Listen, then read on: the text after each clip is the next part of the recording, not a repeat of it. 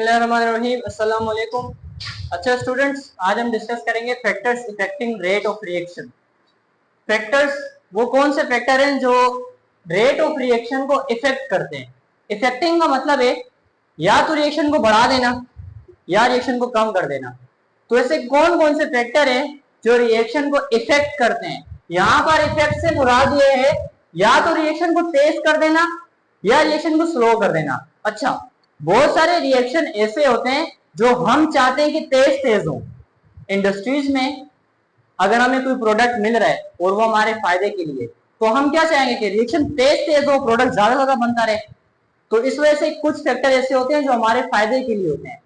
वो क्या करते हैं, रिएक्शन को तेज कराते हैं, हमें ज्यादा से ज्यादा प्रोडक्ट मिलता है। लेकिन कुछ रिएक्शन ऐसे होते हैं जिन्हें तेज नहीं, मतलब जिन रिएक्शन को होने के लिए फास्ट स्पीड की जरूरत नहीं होती। हम खुद चाहते हैं कि रिएक्शन स्लो हो। और फर्ज करो ऐसा कुछ रिएक्शन जिसमें आग लगती हो, एक्सप्लोजिव वाला हो, तो हम तो ये चाहेंगे रिएक्शन स्लो स्लो। अगर कोई रिएक्शन आग लगाने वाला हो और वो फास्ट हो जाए तो इतनी ज्यादा आग लग जाएगी पूरी इंडस्ट्री उड़ जाएगी। तो हम उस रिएक्शन को स्लो स्लो कराते हैं। तो ये फैक्टर मोस्ट इंपॉर्टेंट है। इंडस्ट्रीज में हमारे पास जो वर्कर हैं, जो इंजीनियर्स होते हैं, वो इन फैक्टर्स को लाजमी यूज करते हैं।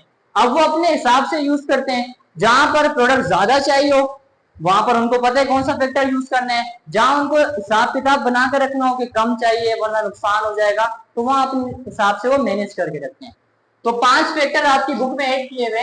पहला हमारे पास है कंसंट्रेशन ऑफ रिएक्टेंट। रिएक्टेंट की कंसंट्रेशन, रिएक्टेंट ज्यादा होंगे तो प्रोडक्ट भी ज्यादा बनेंगे, ये तो हमें पता है। तो ये एक सिंपल सा फैक्टर है।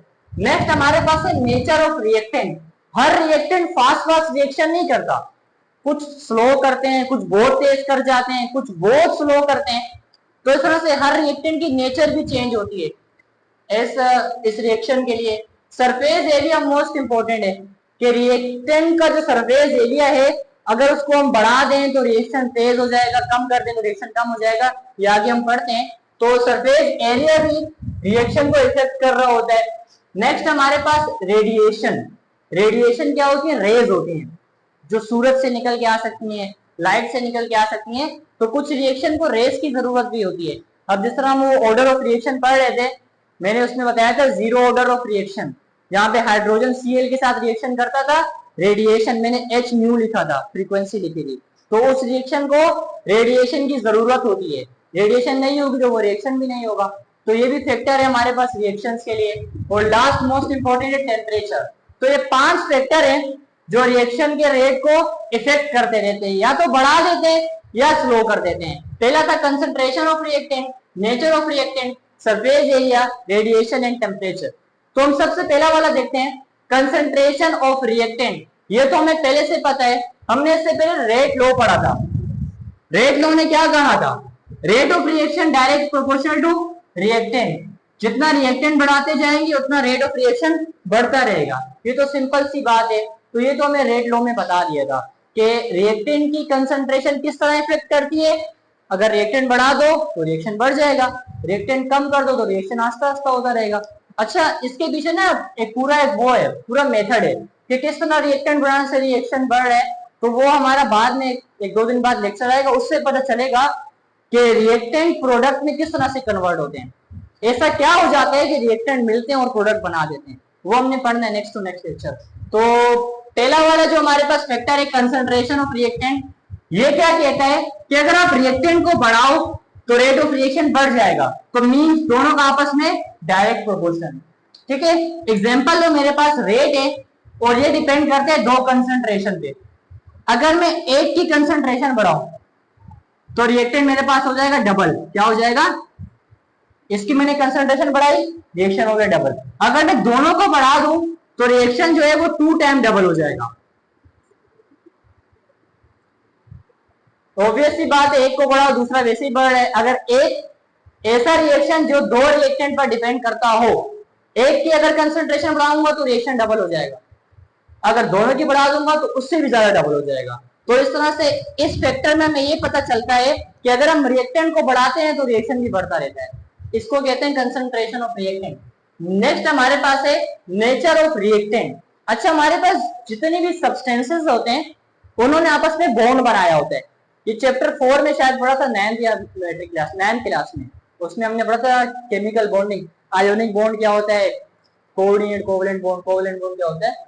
तो कुछ सब्सटेंस होते हैं जिनमें हमारे पास होता है आयोनिक बॉन्ड और कुछ में हमारे पास होता है कोवलेंट बॉन्ड। ऐसे सब्सटेंस जिनमें आयोनिक बॉन्ड होता है वो हाईली रिएक्टिव होते हैं, रिएक्शन बहुत फास्ट करते हैं, और ऐसे रिएक्टेंट जिनमें कोवलेंट बॉन्ड होता है वो लो रिएक्टिव होते हैं, वो आहिस्ता आहिस्ता रिएक्शन करते हैं। तो हमारे पास नेचर ऑफ रिएक्टेंट में हमारे पास क्या आ रही है कि अगर हमारे पास ऐसा कोई रिएक्टेंट हो जिसके अंदर आयोनिक बॉन्ड हो, अगर उसका रिएक्शन कराएंगे तो रिएक्शन कैसा होगा, फास्ट हो रहा होगा, और कोई ऐसा रिएक्टेंट हो जिसमें कोवलेंट बॉन्ड हो तो उसका रिएक्शन जो होगा वो स्लो हो रहा होगा। एक एग्जांपल हम लेते हैं, मेरे पास है सोडियम, इसको मैं डालता हूं वाटर के अंदर और कैल्शियम को भी वाटर के अंदर डाल देता हूं। मैंने एक में डाल दिया सोडियम और दूसरे में डाल दिया कैल्शियम।